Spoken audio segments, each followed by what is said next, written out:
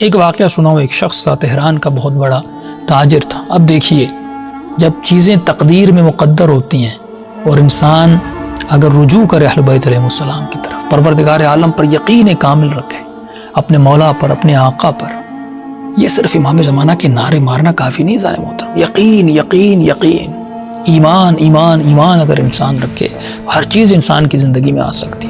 یہ تہران کا تاجر تھا، کہتا بزنس میں لاس ہوا، نقصان ہوا، سارا بزنس تباہ ہو گیا، لوگوں کا مقروض ہو گیا، ڈیلی اپنے قرضہ لینے والے میرے دروازے پر آتے تھے، آج پیسے دو پیسے، تنگ آ گیا۔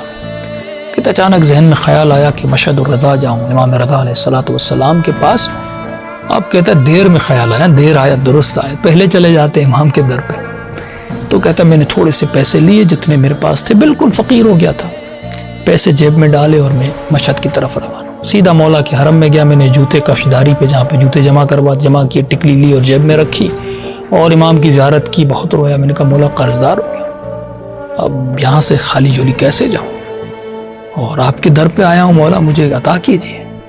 اللہ کو واسطے دیے مولا رضا کے۔ کب زیارت کر کے باہر نکل رہا تھا، میں نے جیب میں ہاتھ ڈالا کہ وہ نکالوں اپنا جوتے لینے کے لیے، وہ جو نمبر انہوں نے دیا تھا، ٹکلی جو دی تھی، تو وہ میں نے نکالنا چاہی تو دیکھا جیب میں پیسے ہی نہیں ہے۔ دوسری جیب ادھر ادھر دیکھا تو اللہ اکبر، پیسے میرے چوری ہو گئے۔ اس نے کہا میں کیا کروں گا، غریب الوطن، نہ ہوٹل کے پیسے، نہ کھانے کے پیسے، نہ واپسی کے پیسے، اوپر سے قرض دار، اب واپسی کے پیسے، شہر میں کسی کو جانتا ہی نہیں، کروں تو کیا کروں۔ اب بھی پریشان ہو گیا۔ اب دل میں جو شیطان وسوسے کرتا ہے، اس کو شیطان نے وسوسے کیا اور کہتا ہے میں نے دل میں امام رضا کی بے ادبی کرنا شروع کر دی۔ یہ انسان کتنا بے ادب بن جاتا ہے۔ اللہ کہتا ہے جب دیتا ہوں تو، لیکن جب تھوڑی بہت تکلیف آتی ہے تو کہتے ہو کہ اللہ نے مجھے تکلیف دی نا، تو اس وقت کہتا ہے دل میں نے امام کی بے ادبی کی۔ میں نے کہا یہ بالکل ہو جی، لینے آیا تھا، اوپر سے جو پیسے تھے وہ بھی چوری ہو گئے، گویا مشہد آیا، مجھے کیا ملا، میں تو در بدر ہو گیا۔ اور امام کو کہہ رہا مولا آپ نے در بدر کر دیا، یہ کر دیا، وہ کر دیا۔ کہہ رہا ایسے بہت میں نے امام کی بے احترامی کی دل میں۔ کہتا حرم سے باہر نکلا، جیب میں ہاتھ ڈالا تو ایک سکہ تھا، 10 تومان کا سکہ۔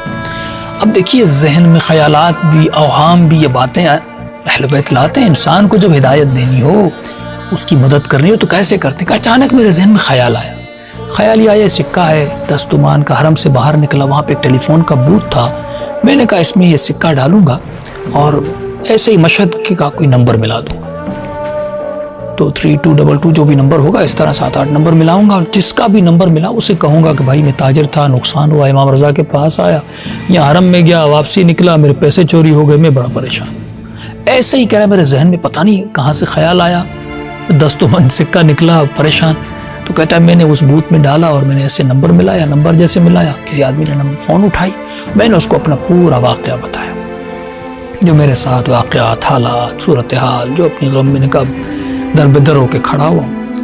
تو اس نے جیسے سنا کہ کہاں کھڑے ہو، کہاں کھڑے ہو، تو اس نے کہا فلاں بوتھ پہ کیا پہنا ہوا ہے تم نے؟ اس نے کہا یہ کپڑے پہنے ہوئے۔ کہا بس وہیں پہ ٹھہرو، میں ابھی آتا ہوں۔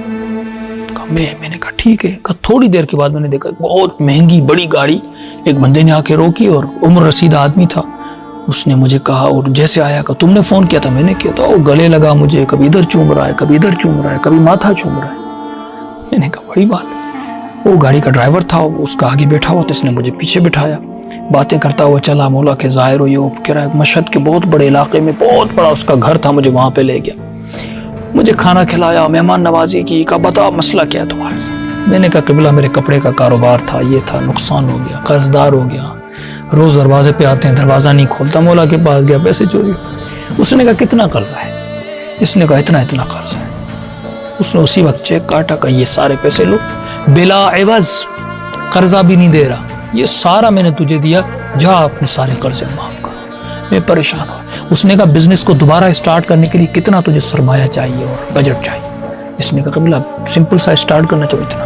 اس نے پھر چیک کاٹا کہ یہ میں نے تمہیں دیا، لیکن یہ بات یاد رکھنا، بزنس کرنا جب تمہیں فائدہ ہو تو مجھے تھوڑا تھوڑا کر کے، وہ پہلا تو میں نے تجھے معاف کیا، جتنا تو مقروض تھا وہ قرضہ میں نے تمہارا پورا ادا کیا، یہ میں تمہیں قرض دے رہا ہوں، جب تمہیں فائدہ ہو تھوڑا تھوڑا کر کے مجھے لوٹا دینا، لوٹا سکے تو لوٹا دینا، نہیں بھی تو خیر کوئی مسئلہ نہیں۔ اس نے قبلہ میں کوئی گارنٹیئر میرے پاس نہیں ہے، آپ کیسے مجھے دے رہے ہیں؟ اس نے کہا کسی گارنٹیئر کی ضرورت نہیں، تم ہو، میں ہوں اور اللہ ہے بیچ میں، ہم تینوں کو پتہ ہے، اور ہاں اگر اس قرضے لوٹانے سے پہلے میں مر گیا تو میں نے سمجھو تمہیں معاف کر دیا، بری عزما، قیامت میں تمہاری گردن نہیں پکڑوں گا۔ کہتا میں پریشان ہوں، 1 تمن کا سکہ، تھوڑے پیسے، اب دیکھیں نا وہ پیسے چوری نہ ہوتے، یہ فون نہ ملاتا، یہ فون نہ ملاتا، یعنی کس طرح اہل بیت رب دے رہے ہیں، یہ مقدر ہے، تمہارا رزق مقدر ہے عزیز، اللہ پر یقین رکھ، اللہ پر ایمان رکھ، خدا عطا کرتا ہے، اگر ایمان نہ ہو تو کیسے عطا؟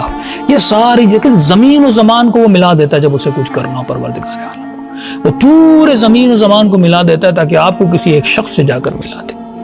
تو کہتا ہے میں نے کہا قبلہ یہ مجھے سمجھ نہیں آتی، ایک بندہ آپ کو فون کرے، انجان بندہ، آپ اس کی اتنی مدد کر دیں، کہ یہ کیس کا بندہ خدا کوئی چیز بغیر حساب و کتاب کے نہیں، ہر چیز تانا بانا اللہ کے حساب و کتاب میں۔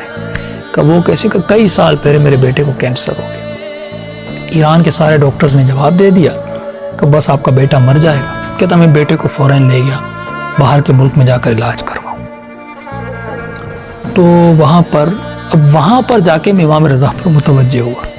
میں نے کہا ایران میں تھے، یہاں پر انسان جب بالکل ناامید ہو جاتا ہے نا تو پھر اپنی حبل المتین اور رسی خدا کو وہ جا کر پکڑتا ہے، اس کو پھر یاد آتا ہے کہ میرا کوئی رب بھی ہے، میرا کوئی مولا بھی ہے، پہلے ہی بھائی اللہ کو پکارتے۔ تو کہتا ہے میں نے اس وقت امام رضا کی طرف متوجہ، میں نے کہا مولا آپ درماندہ ہو گیا، ہر دروازے نے جواب دے دیا ایران کے ڈاکٹرز نے۔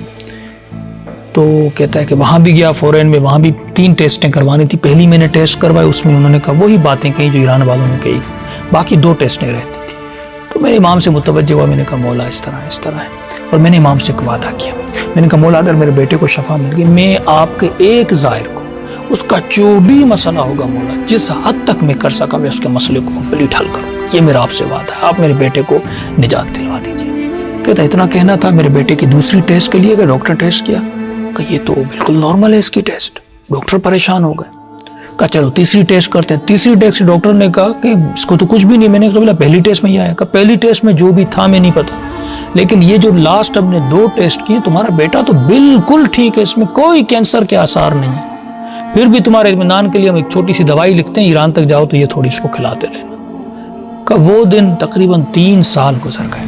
چلو یہ بات تو سمجھ میں آتی ہے، لیکن آپ نے میری مدد کیوں کی؟ اس واقعے کو تو 3-4 سال گزر گئے۔ کہ کل رات میں نے امام رضا کو خواب میں دیکھا، امام رؤوف، امام مہربان میرے خواب میں آتے، اور امام رضا فرماتا ہے تاجر ہم نے اپنا وعدہ ادا کیا، تو اپنا وعدہ بھول گیا ہے؟ کہ اتنا امام نے کہا، میں نے کہا مولا کئی سال گزر گئے، واقعا میں بھول گیا تھا۔ اب کہہ رہا میں ڈر بھی رہا تھا کہیں ایسا نہ دوبارہ میرا بیٹا بیمار ہو جائے، میں اپنی جو وعدہ کرنا، میں نے کہا مولا مجھے اپنا وعدہ یاد ہے، میں معذرت چاہتا ہوں، بس میں فی الفور آپ کے وعدے کو ادا کروں گا۔ کہ رات کو خواب دیکھا، صبح تمہاری فون کال آئی ہے، صبح تم نے ہمیں فون کی۔ عزیزان محترم، اگر انسان ایمان رکھے کہ کل جس چیز کا مجھ سے سوال کیا جائے گا، اپنے رزق کے لیے اتنے پریشان نہ ہو کہ تمہیں یقین ہی نہ ہو کہ پروردگار نہ دے گا، محنت کرو، کوشش کرو، لیس الانسان الا ما سعی، صحیح کوشش کرو، لیکن یہ یاد رکھنا کل کس چیز کا تم سے سوال کیا جائے گا وہ تمہاری فرسٹ پرائورٹی ہے۔ اولاد امانت الہی ہے، واجبات محرمات سے بچنا، حرام سے بچنا، کہیں ایسا نہ ہو دنیا اتنا مشغول کر دے کہ تم فرسٹ پرائورٹی کو بھول جاؤ۔ تو یہ اہل بیت علیہم السلام کا دروازہ، یہ ان کی باتیں، یہ ان کی ہدایتیں انسان کے لیے کل قیامت کے دن یہ دعائیں بھی ہم سے پوچھیں گی۔ مولا فرمائیں کہ ہم کہہ کر نہیں گئے تھے، کیا تمہارے پاس وقت نہیں تھا کہ ہماری دعاؤں کو پڑھتے، ہمارے کلام کو پڑھتے تاکہ تمہیں ہدایت ملتی۔